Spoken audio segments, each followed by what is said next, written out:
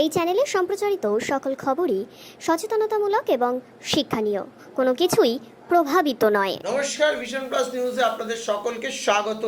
কলকাতা পুলিশের একটি বড়সড় প্রশ্নচিহ্নের মাঝখানে পড়েছিলেন ডাক্তারদের আন্দোলনের পরে।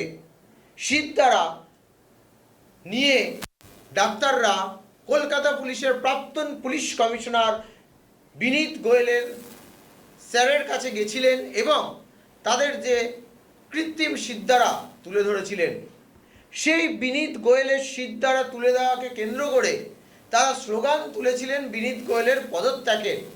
পরে অত্যন্ত চাপের পরে পদত্যাগ হতে বাধ্য হলেন বিনীত গোয়েল। সরানো হলো, মুখ্যমন্ত্রী খোদ নিজের বাড়িতে বসে মিটিং করলেন চিকিৎসকদের সঙ্গে এবং তারপরে সরালেন বিনীত গোয়েলকে। সরানোর পরে বিনীত গোয়েলের নাম উঠে এলো সঞ্জয়ের গলায়। নাম উঠল যে তাকে বাধা দিচ্ছে, কারণ নাম বলতে দিচ্ছে না এবং মুখ খুলতে দিচ্ছে না বলে বিনীত গোয়েলের নাম তুললেন খোদ সঞ্জয়। ঠিক তার পর মুহূর্তেই প্রত্যেকটি থানা এলাকায় আজ সকাল থেকে দক্ষিণ কলকাতার হরিদেবপুর থানা, রিজেন্ট পার্ক থানা, ঠাকুরপুকুর, বেহালা, টালিগঞ্জ, ভবানীপুর থেকে শুরু করে প্রত্যেকটি থানায় গঞ্জে ঘুরে বেড়ালেন কলকাতার পুলিশ কমিশনার, বর্তমান পুলিশ কমিশনার মনোজ কুমার ভার্মা।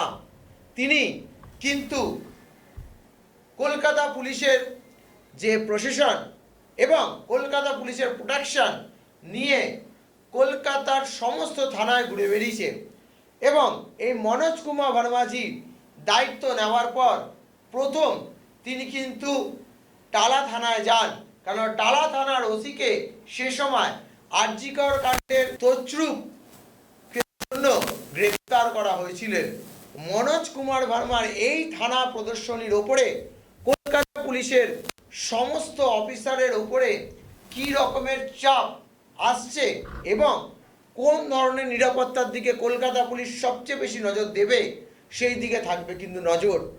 কলকাতা পুলিশের অগ্রগতি চিন্তাভাবনার দিকেই নজর রাখতে অবশ্যই চোখ রাখুন ভিশন প্লাস নিউজে।